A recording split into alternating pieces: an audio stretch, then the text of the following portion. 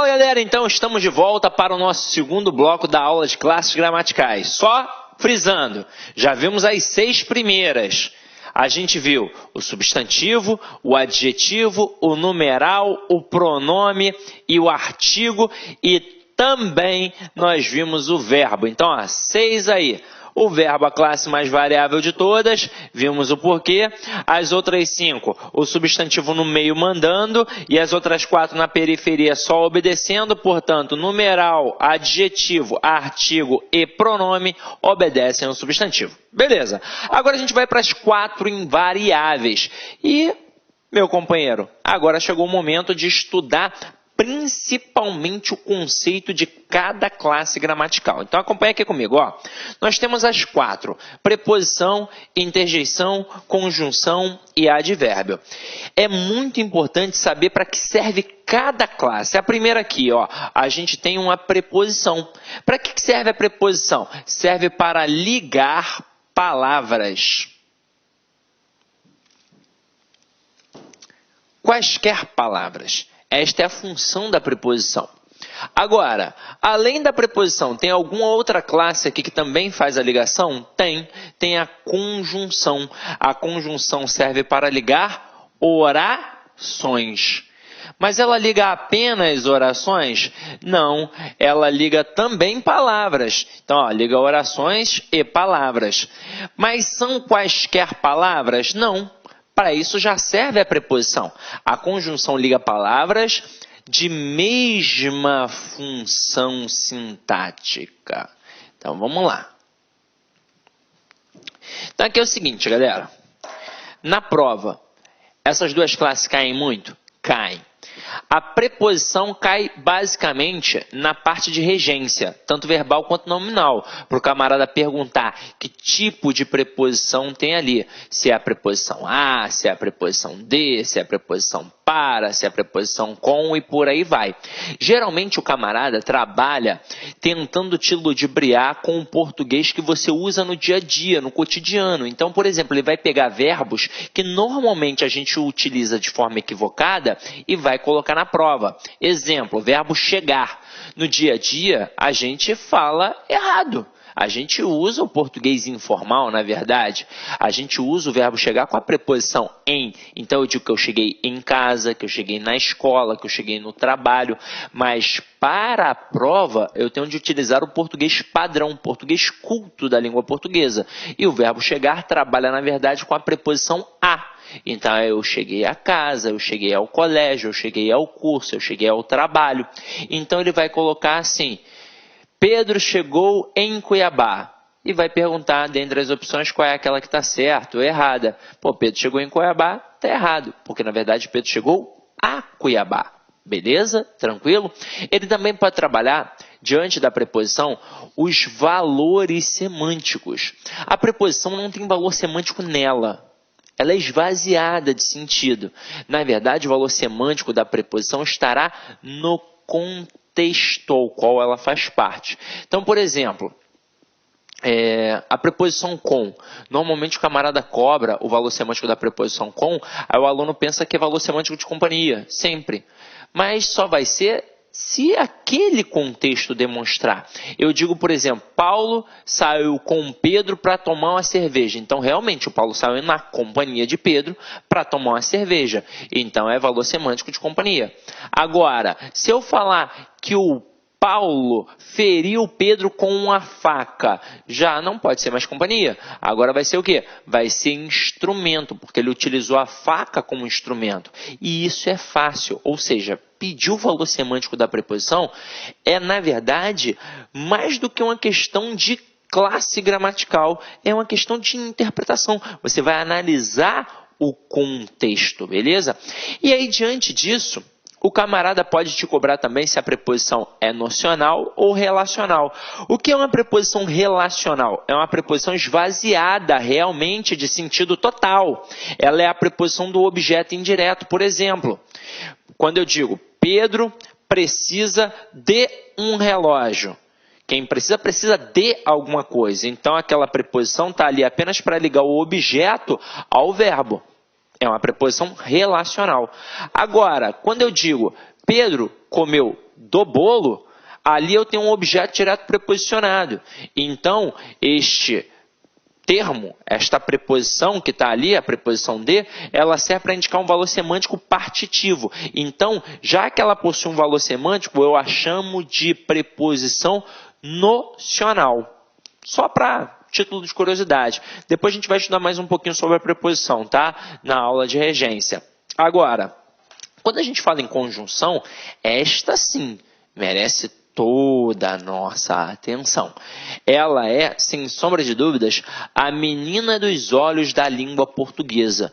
Eu ouso dizer que se eu não sei conjunção, eu não sei interpretar e não sei fazer uma redação. Afinal de contas, como é que você vai indicar causa, consequência, finalidade, oposição, conclusão, se você não sabe conjunção?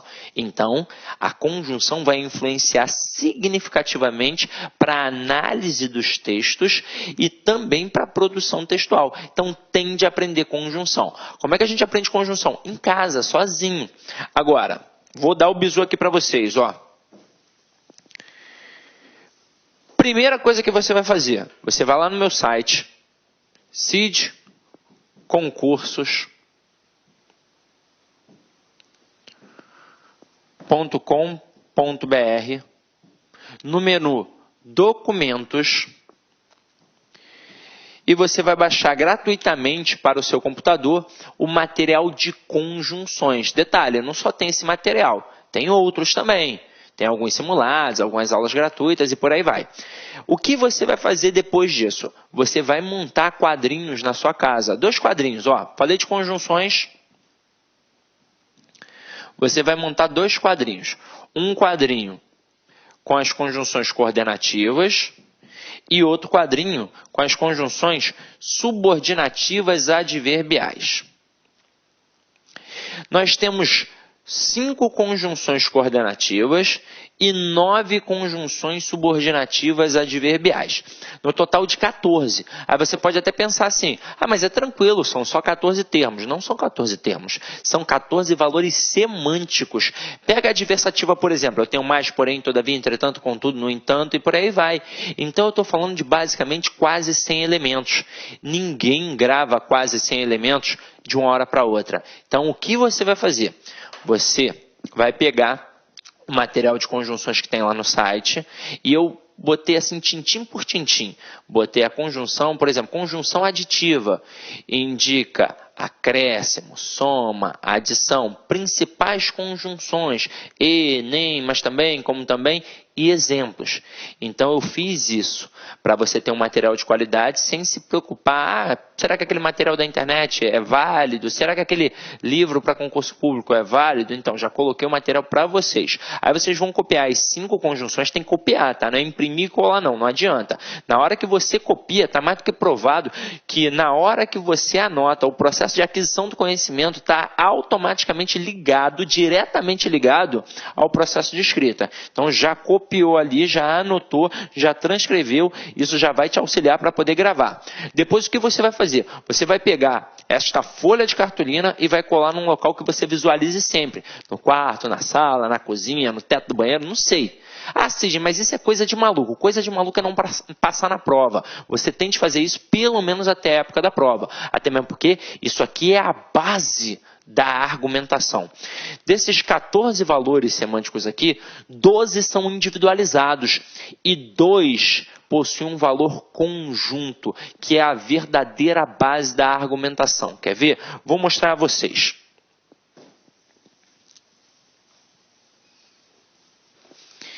Isso aqui que eu vou mostrar, você deve visualizar sempre, porque é muito importante, é a base da oposição. Dentro da oposição, você tem a conjunção adversativa e você tem a conjunção concessiva.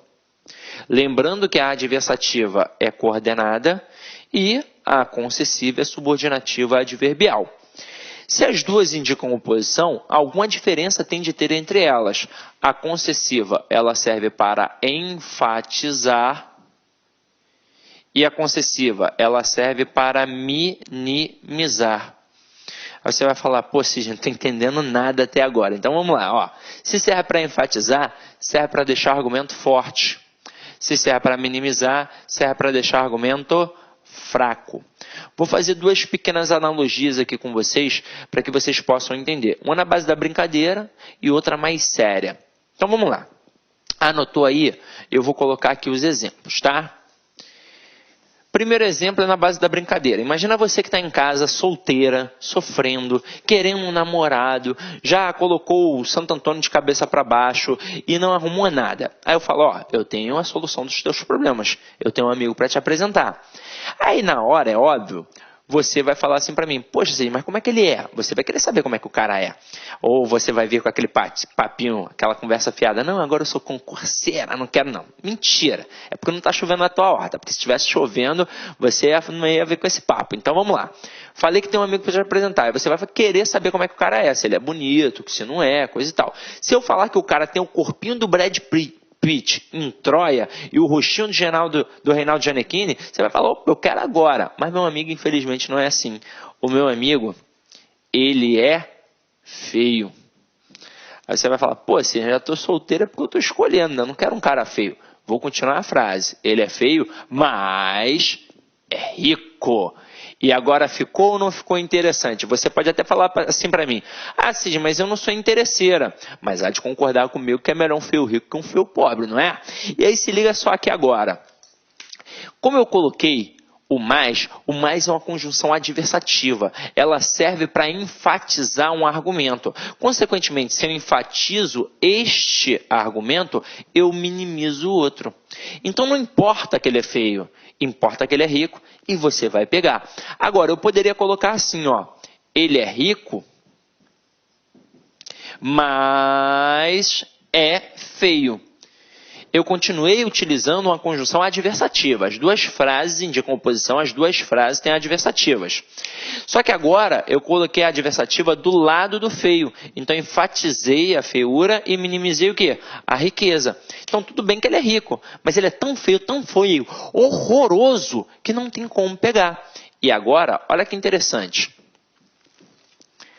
A questão de conjunção não faz você acertar apenas a questão de conjunção, a questão que a gente chama de coesão sequencial. Ela faz você acertar a questão de reescrituras de frases, ela faz você acertar a questão de pontuação, ela faz você acertar a questão de classificação de oração, sem contar que ela auxilia na produção textual, no processo de coesão sequencial. Então, é muito importante para você deixar de lado. Quer ver? Olá, meus amigos, minhas amigas. E aí, gostou da aula do professor, grande professor top de linha, não é isso? Galera, você quer continuar assistindo essa videoaula? Aliás, você quer assistir às 107, é isso mesmo, 107 videoaulas do LAC Concurso para o Instituto Federal de Rondônia 2016. Então acesse nosso site lacconcurso.com.br. Lá nós temos o curso nosso super competitivo, que tem 124 horas e 103 videoaulas por apenas 10 mensalidades aí de R$15,